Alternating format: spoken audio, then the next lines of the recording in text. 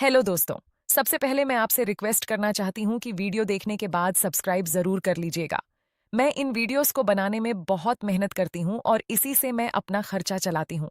जो भी सब्सक्राइब करेगा मैं दुआ करती हूँ कि उसकी ज़िंदगी बहुत अच्छी, अमीर और खुशहाल हो। प्लीज़ प्लीज़ सब्सक्राइब कर लीजिएगा। मेरा नाम प्रिया है। हमारी छोटी सी फैमिली है। मैं, मेरा छोटा भाई राहुल, अम्मी और अब्बू।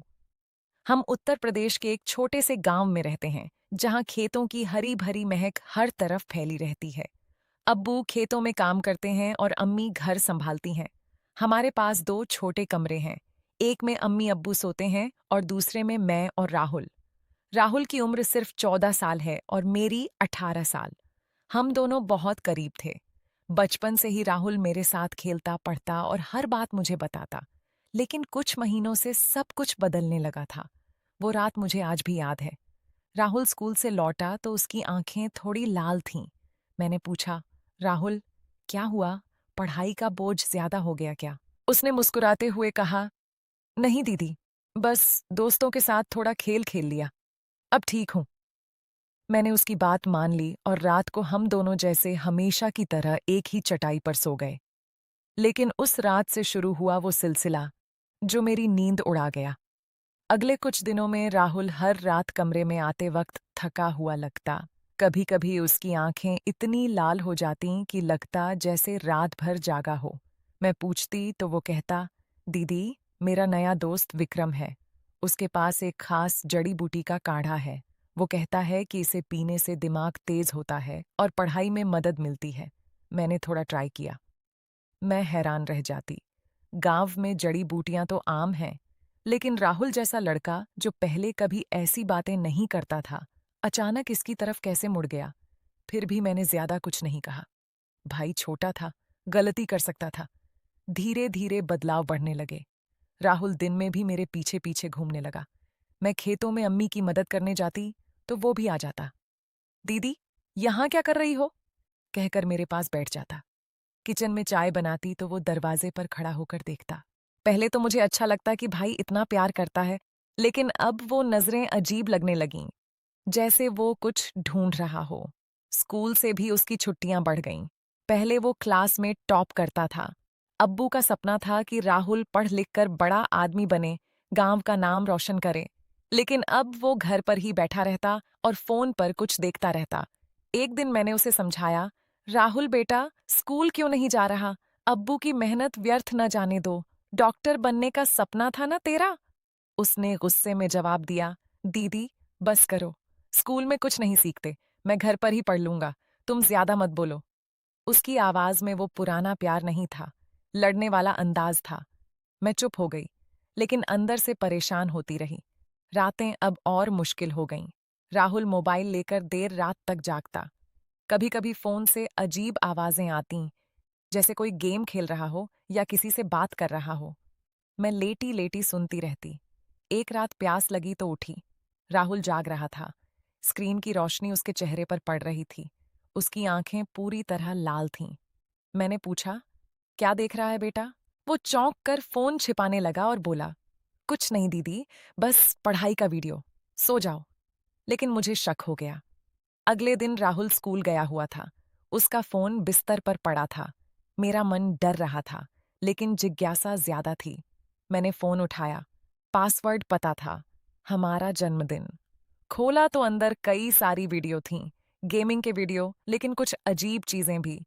लोग पैसा कमाने के तरीके बता रहे थे, जुआ खेलने की बातें, और कुछ ऐसे वीडियो जो कहते थे कि रात में ये मंत्र पढ़ो तो लाखों कमाओ। मेरे हाथ कांप गए। राहुल इन चक्करों में कैसे पड़ गया? विक्रम नाम का वो दोस्त शायद इन्हीं बातों में फंसा रहा होगा। रात को फिर वही हुआ। राहुल मेरे पास लेटा लेकिन सोया नहीं। वो फोन पर उसी तरह देख रहा था जो मैंने दिन में देखा था। मेरी सांस अटक गई। मैंने खुद को संभाला और सोने का बहाना किया, लेकिन अंदर से डर लग रहा था। मेरा छोटा भाई जो कभी मेरे लिए खिलौने लाता था, अब अजनबा लगने लगा था। कुछ दिन और बीते। राहुल अब दिन में भी फोन छोड़ता नहीं था। अम्मी ने भी नोटिस किया। प्रिया, राहुल को क्या हो गया है? खाना भी कम खा रहा है। मैंने अम्मी को कुछ नहीं बताया। डर था कि अब्बू को पता चला तो घर का माहौल खराब हो जाएगा। अब्बू पहले से ही परेशान थे। खेतों में कम बारिश हुई थी, कर्ज बढ़ गया था। एक शाम राहुल घर आया तो उसके हाथ में नया बैग था। ये कहाँ से लाया? मैंने पूछा। उसने झूठ बोला। विक्रम ने दिया। उसका पुराना है। लेकिन बैग नया चमक रहा था। मैं चुप रही लेकिन मन में तूफान उठ रहा था। रात को फिर वही सिलसिला। वो करीब आकर बैठ गया। मैं घबरा रही थी। राहुल, अब तुम बड़े हो रहे हो। अलग सो जाओ। उसने गुस्से से कहा। अगर मुझे यहां नहीं रहना तो मैं गांव छोड़कर चला जाऊंगा। तुम्हें परेशानी नहीं होगी। मेरी आंखों में आंसू आ गए। नहीं बेटा, ऐसा मत बोल। तुझे मेरे साथ रहना है तो पुराने जैसे रह। वो चुप हो गया, लेकिन उसकी नजरें अब भी अजीब थीं। मैं रात भर सो नहीं पाई। सुबह उठकर मैंने फैसला किया कि विक्रम से मिलूंगी। गांव के दूसरे छोर पर विक्रम का घर था। वहां पहुंची तो विक्रम बाहर बैठा फोन देख रहा था। तुम राहुल के दोस्त हो? मैंने पूछा। उसने हंसकर कहा, हाँ दीदी, वो तो मेरा छोटा भाई जैसा है। हम साथ में पैसा कमाने की प्लानिंग कर रहे हैं। मैं चौंक गई। कैसा पैसा? विक्रम ने बताया कि वो एक ऑनलाइन गेम खेलते हैं जिसमें पैसे लगाकर ज्यादा पैसे जीते हैं। राहुल ने कुछ पैसे लगाए हैं। अब जल्दी ही बड़ा मुनाफा होगा। मेरे पैरों तले जमीन खिसक गई। राहुल ने कहाँ से पैसे लगाए? घर में तो पैसे की तंगी थी। मैं घर लौटी तो राहुल पहले से ही वहां था। मैंने सीधा सवाल किया, राहुल, तूने विक्रम को पैसे दिए? उसने पहले इनकार किया, फिर मान गया। दीदी, अब्बू का कर्ज चुकाना है। मैं जल्दी पैसा कमाकर परिवार की मदद करना चाहता था। वो गेम असली है। मैं रो पड़ी। बेटा, ये गेम नहीं, जुआ है। इससे सिर्फ नुकसान होता है। पढ़ाई छोड़ दी, नींद छोड़ दी, सब कुछ। राहुल ने मुझे देखा। उसकी आंखों में अब गुस्सा नहीं, शर्म थी। दीदी, मुझे लगा था कि मैं हीरो बन जाऊंगा, लेकिन रोज हार रहा हूं। अब मेरा सारा बचत का पैसा चला गया। मैंने उसे गले लगाया। चल, अब्बू अम्मी को सब बताते हैं। साथ मिलकर हल निकालेंगे। उस रात हम सब बैठे। अब्बू ने राहुल को डांटा, लेकिन प्यार से। बेटा, मेहनत से पैसा कमाया जाता है, चोर रास्ते से नहीं। अम्मी ने रोटियां बनाई और हम सब ने साथ खाना खाया। राहुल ने वादा किया कि वो स्कूल वापस जाएगा और फोन पर सिर्फ पढ़ाई देखेगा। विक्रम को भी उसने मना कर दिया। लेकिन कहानी यहीं खत्म नहीं हुई। कुछ दिन बाद राहुल स्कूल से आया तो खुश था। दीदी, आज टीचर ने मुझे क्लास में तारीफ की। मैंने पुरानी किताबें निकाली और पढ़ना शुरू किया। मैंने मुस्कुराते हुए कहा, देखा, सच्ची मेहनत का फल मीठा होता है। धीरे धीरे राहुल पहले जैसा हो गया। उसकी आंखें अब लाल नहीं, चमकदार थीं। वो मेरे साथ खेतों में जाता, अम्मी को मदद करता और अब्बू के साथ खेत संभालता। गांव के लोग कहते, राहुल तो बदल गया है। लेकिन असली बदलाव अंदर से आया था। एक रात राहुल ने मुझे बताया, दीदी, वो जड़ी बूटी वाला काढ़ा भी झूठ था। विक्रम बस मुझे फंसाने के लिए कहता था। अब मैं समझ गया हूं कि परिवार के साथ ईमानदारी से रहना ही सबसे बड़ा जादू है। महीनों बाद अब्बू का कर्ज भी कम होने लगा। राहुल ने स्कूल में एक्स्ट्रा क्लासेस ज्वाइन की और छोटे छोटे काम करके पैसे कमाने शुरू किए, जैसे पड़ोसियों के बच्चों को पढ़ाना। मैं उसे देखकर गर्व करती। मेरा छोटा भाई अब सच में बड़ा हो रहा था, लेकिन सही मायने में। एक शाम हम दोनों छत पर बैठे थे। सूरज ढल रहा था। राहुल ने कहा, दीदी, तुमने मुझे बचाया। अगर तुम न होती तो मैं गलत रास्ते पर चला जाता। मैंने उसके सिर पर हाथ फेरा। हम परिवार हैं राहुल। एक दूसरे का साथ देना ही हमारा फर्ज है। कभी भी किसी गलत लालच में मत पड़ना। मेहनत, ईमानदारी और परिवार, यही असली खजाना है। उसके बाद हमारे घर में खुशियां लौट आईं। राहुल अब पढ़ाई में फिर से आगे निकल गया। अब्बू के चेहरे पर मुस्कान थी। अम्मी रोज मंदिर में दुआ करती कि हमारे बच्चे हमेशा सही रास्ते पर रहें। और मैं हर रात शुक्रिया अदा करती कि भगवान ने मेरे भाई को सही समय पर समझ दी। दोस्तों, ये कहानी हमें सिखाती है कि बच्चों पर नजर रखना जरूरी है।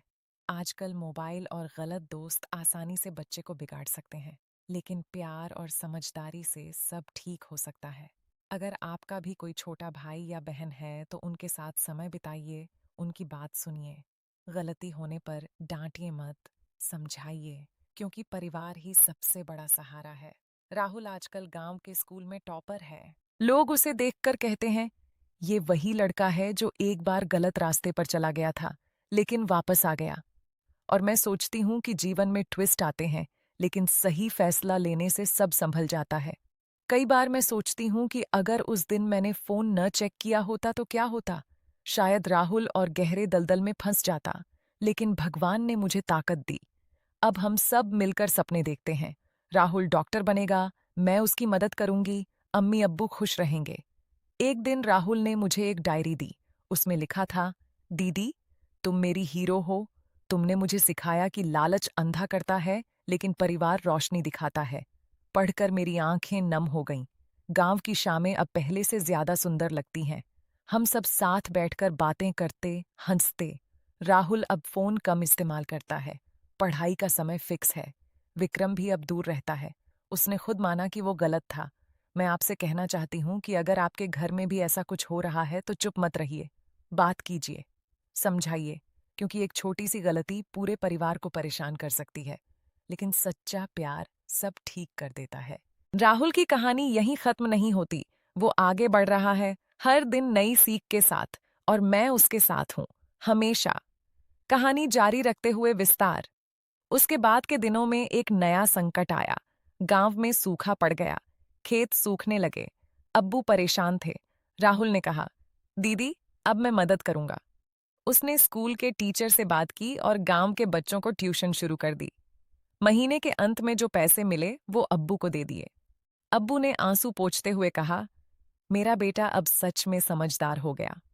राहुल की मेहनत देखकर दूसरे बच्चे भी प्रभावित हुए। गांव में एक छोटा सा स्टडी ग्रुप बन गया।